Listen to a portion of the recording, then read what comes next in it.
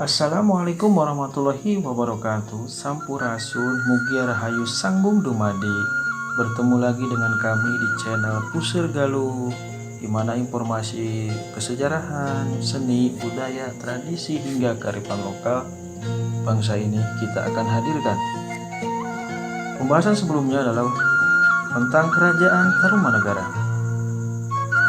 Sebelum kita lanjutkan pembahasannya, jangan lupa like, subscribe, share, and comment untuk mengembangkan channel ini supaya lebih bermanfaat lagi dan juga menghadirkan konten-konten selanjutnya.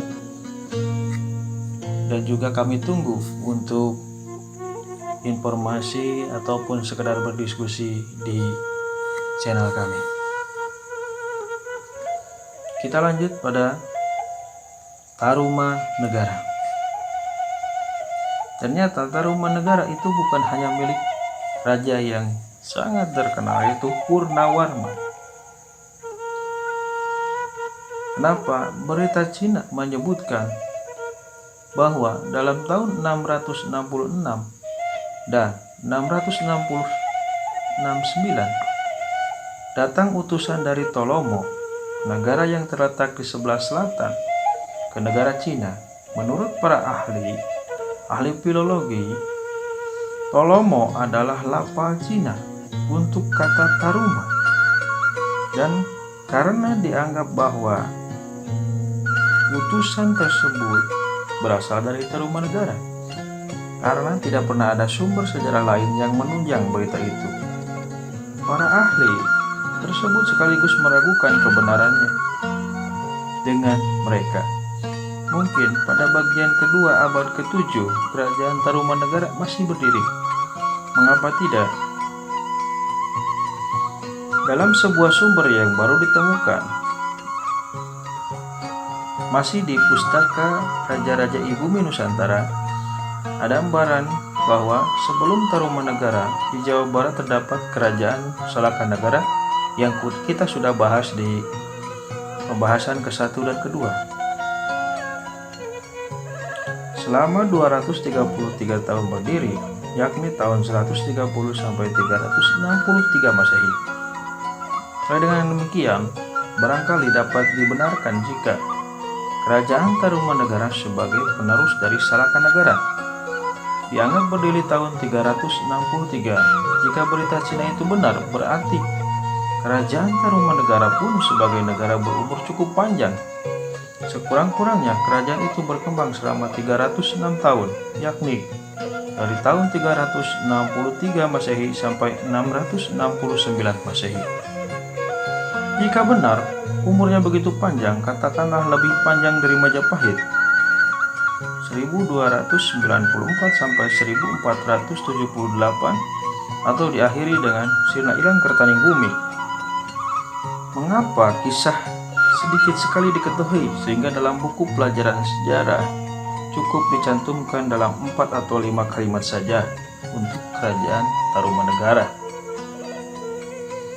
Naskah Pustaka Raja-Raja Ibumi Nusantara sebagai karya sejarah ternyata sangat bermanfaat dalam hal memberikan petunjuk gambaran terhadap kegelapan tersebut.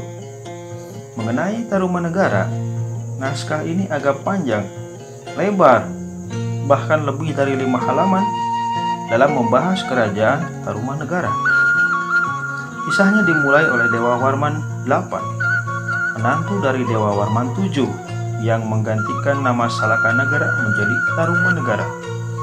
Tetapi naskah itu menyebutkan bahwa raja pertama Tarumanegara bukan Dewa Warman VIII, melainkan menantunya yang dinobatkan sebagai raja pertama Tarumanegara, yang disebut Sang Maharesi Raja Guru Jayasinga Warman, Guru Dharma Purusa, yang setelah meninggal dikenal sebagai Sang Rumahdigomati, yang meninggal di Gomati dan memerintah selama 24 tahun 358 sampai 382 Masehi. Ia datang ke Jawa Barat dalam tahun 346, lalu menikah dengan anak Dewa Warman VIII. yang namanya adalah Dewa Minawati atau Sri Iswari Tunggal Pertiwi. Raja Diraja Guru digantikan oleh Sri Dharmayawarman, guru yang setelah meninggal dikenal sebagai Sang Lumahi Pri Candrabaga, yang meninggal di Candrabaga dan memerintah selama 13 tahun, yakni pada tahun 382 sampai 395 Masehi.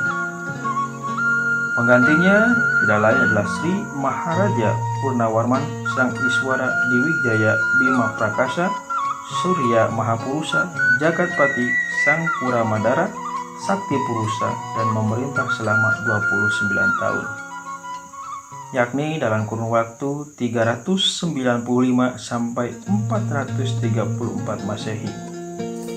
Lembaran itu tidak bertentangan sama sekali dengan berita prasasti Tugu yang menyebutkan bahwa dalam tahun ke-22 pemerintahannya, Purnawarman memerintahkan masyarakat untuk menggali saluran Gumati. Purnawarman kemudian digantikan oleh Sri Maharaja Wisnuwarman Iswar Diwijaya Tunggal Jagatpati Sang Puramada Suta yang memerintah selama 21 tahun,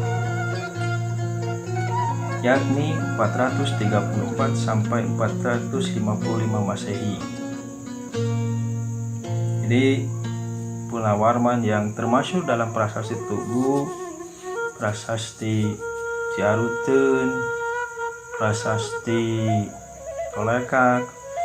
Ya inilah jadi kebesaran pada masa itu adalah membuat parit, membuat saluran air, sumber kehidupan.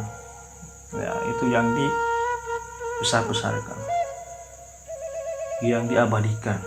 Sedangkan untuk nama-nama yang lainnya, ini ada embaran-embaran yang selama ini hilang ataupun tidak ada, kita bisa telusuri kembali dengan turunan-turunan dari Purnawarman.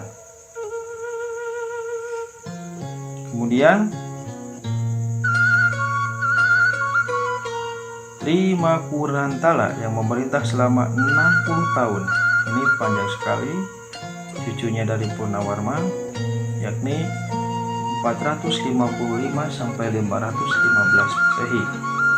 Raja itu kemudian digantikan oleh Sri Maharaja Candrawarman Hariwangsa Purusa Sakti Suralawanggagung Paramarta yang berkuasa selama 20 tahun, yakni 515 sampai 535. Raja berikutnya Sri Maharaja Suryawarman Sang Mahapurusa Bima Prakrama Hariwangsa Diwijaya Buwanatala memerintah selama 26 tahun, yakni 535 sampai 561 Masehi.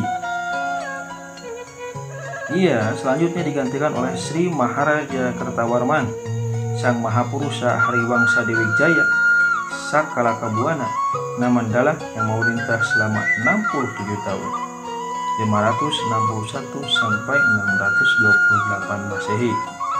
Selama 11 tahun berikutnya, kekuasaan dipegang oleh Raja Resi Sudawarman Mahapurusabek Sang Paramirta Resi Hariwangsa 628 sampai 639.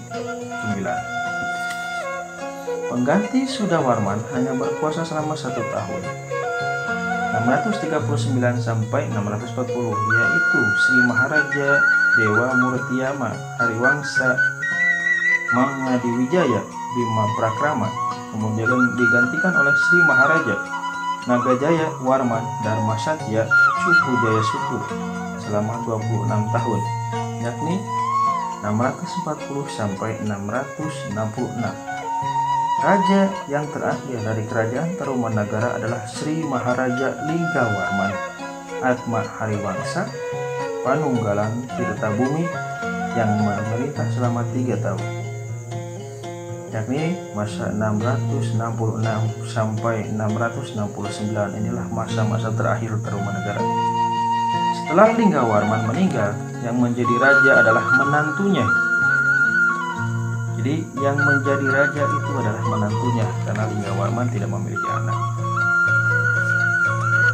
Laki-laki cuma memiliki memiliki anak perempuan. Ya, yakni Tarusbawa. Dan Tarusbawa ini tidak disukai oleh raja-raja di daerah, terutama Galuh dan Sunda.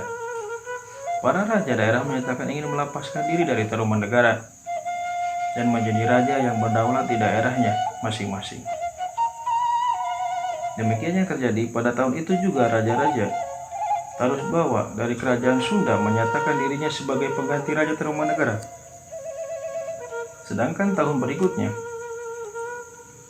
670, tindakan yang sama dilakukan oleh Huri Tekandayun, Raja Galuh. Jika kita perhatikan kembali, ternyata benar Pustaka Raja Ibumi Nusantara tidak bertentangan dengan sumber sejarah yang lain.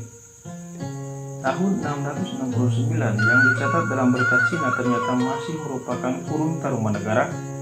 Dalam tahun itu pula kerajaan Tarumanegara lenyap dan digantikan oleh kerajaan-kerajaan lain, yakni kerajaan kembar Galuh dan Sunda. Kisah selanjutnya dalam naskah itu benar mengasihkan untuk terus diikuti tentang sejarah masa silam di Tatar Sunda. Sampurasun mugia rahayu sangkum dumadi. Assalamualaikum warahmatullahi wabarakatuh.